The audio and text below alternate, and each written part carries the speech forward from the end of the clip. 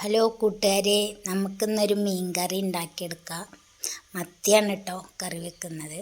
ഏത് മീനായാലും കുഴപ്പമില്ല. അപ്പം മീനൊക്കെ ഒന്ന് വൃത്തിയാക്കിയെടുക്കാം. വെളിച്ചെണ്ണ വെച്ച് ഒരു 1/4 ടീസ്പൂൺ ഉലുവ ചേർത്തതിൻ്റെ ശേഷം ഞാൻ ചെറിയുള്ളി മൂപ്പിക്കാൻ വെച്ചിട്ടുണ്ട്. ഒരു 2 ടേബിൾ സ്പൂണൊക്കെ ചെറിയുള്ളി എടുത്തിട്ടുണ്ട്. ചെറിയുള്ളി കുറച്ചധികം എടുക്കുന്നത് നല്ലതാണ്. പിന്നെ അതിലേക്ക് സവോള, ഒരു ചെറിയ പീസ് ഇഞ്ചി, പച്ചമുളക്, വെളുത്തുള്ളി, പിന്നെ 2 തക്കാളി എല്ലാം ചേർത്ത് കൊടുക്കുന്നുണ്ട്. അപ്പോൾ ഉള്ളി നല്ല ഗോൾഡൻ കളറായി വരട്ടെ. പിന്നെ ഇരുമ്പൻ പുളിയും ചേർക്കുന്നുണ്ട്. പുളിവെള്ളം പിഴിഞ്ഞ് വെച്ചിട്ടുണ്ട്. അപ്പോൾ ഇരുമ്പൻ പുളി ഇല്ലെങ്കിൽ പുളി കുറച്ചധികം എടുത്താൽ മതി.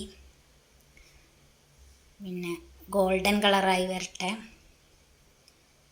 അപ്പോൾ നമുക്ക് അതിലേക്ക് സവോള ഇട്ട് കൊടുക്കണം. വെളുത്തുള്ളിയും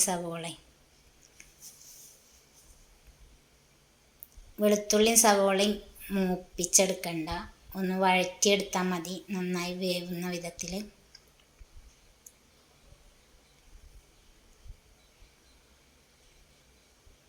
വഴന്നു വരുമ്പോൾ നമുക്ക് അതിലേക്ക് ഇഞ്ചി ചെറുതാക്കിയതും തക്കാളിയൊക്കെ ചേർത്ത് കൊടുക്കാം. പച്ചമുളക് പിന്നെ നമുക്ക് ചേർത്ത് കൊടുത്താൽ മതി. ഇനി മസാലപ്പൊടികൾ ചേർത്ത് കൊടുക്കണം. തക്കാളിയും ഉള്ളിയൊക്കെ ഒന്ന് നന്നായി വഴന്നു വന്നാൽ നമുക്ക് മുളക് പൊടി, മഞ്ഞൾപ്പൊടി, മല്ലിപ്പൊടി എല്ലാ പൊടികളും ചേർത്ത് കൊടുക്കണം. അപ്പം ഞാൻ അതിനാവശ്യമായിട്ടുള്ള മുളക് പൊടി, മല്ലിപ്പൊടിയൊക്കെ എടുത്തിട്ടുണ്ട്. ഒരു 1.5 ടേബിൾ സ്പൂണ് മല്ലിപ്പൊടി, 1.5 ടേബിൾ സ്പൂൺ മുളക് പൊടി, 1/2 ടീസ്പൂൺ മഞ്ഞൾപ്പൊടി എല്ലാം എടുത്തിട്ടുണ്ട്. മുളക് കുറച്ച് മുന്തി നിന്നാലാണ് കറിക്ക് ഒരു ടേസ്റ്റ് ഉണ്ടാവുള്ളൂ. ഇനിയിപ്പോൾ മുളക് കുറക്കണ്ടോയ്ക്ക് കുറച്ച് കുറക്കാം കേട്ടോ.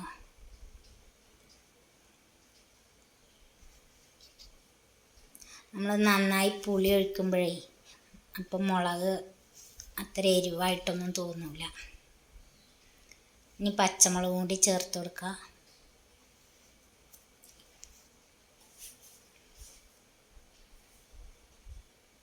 അതായി വരുമ്പോൾ നമുക്ക് പുളിവെള്ളം ഒഴിച്ചു കൊടുക്കുക. പുളിവെള്ളം കുറച്ചുകൂടി വെള്ളം ഒഴിച്ചു കൊടുക്കുന്നുണ്ട് ആവശ്യത്തിനുള്ളത്.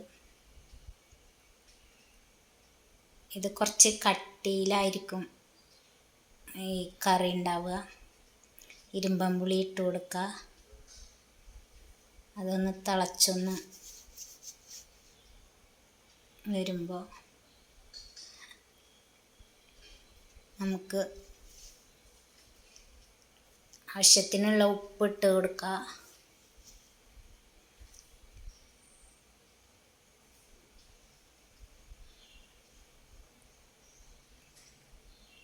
ഇപ്പോൾ വെള്ളം കുറച്ച് കുറവാന്ന് തോന്നിയപ്പോൾ കുറച്ചുകൂടി വെള്ളം ഒഴിച്ചു കൊടുക്കുന്നുണ്ട്. ഇനി നമുക്ക് തേങ്ങ അരക്കണം ഇതിലേക്ക്. അപ്പം ഞാനൊരു അരമുറി തേങ്ങ എടുത്തിട്ടുണ്ട്. തേങ്ങ ഒന്ന് അരച്ചു കൊണ്ടുവരാം. ഒരു 1/2 ടീസ്പൂൺ പെരിഞ്ജീരകം കൂടി ചേർക്കുന്നുണ്ട് തേങ്ങയിൽ.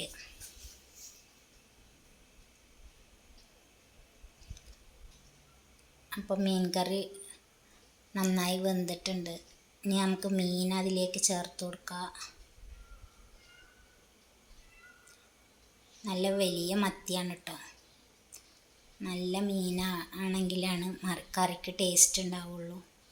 നല്ല ഫ്രഷ് മീൻ കിട്ടിയിട്ടുണ്ട്. അങ്ങനെ കറിയൊക്കെ തിളച്ച് വരുമ്പോൾ നമുക്ക് അതിലേക്ക് തേങ്ങ ചേർത്ത് കൊടുക്കണം. തിളച്ച് മീനൊക്കെ നന്നായി വേവട്ടെ. അതിന് ശേഷം തേങ്ങ ഒഴിച്ചു കൊടുത്താൽ മതി. അപ്പം ഇനി തേങ്ങ ഒഴിച്ചു കൊടുക്കുക. തേങ്ങ ഒഴിച്ച നന്നായി ഒന്നും തിളക്കണ്ട. ഒരുവിധം തിളക്കുമ്പോൾ നമുക്ക് സ്റ്റൗ ഓഫാക്കി വെക്കുക. അപ്പോഴാണ് ആ കറിക്ക് ടേസ്റ്റ് ഉണ്ടാവുള്ളൂ.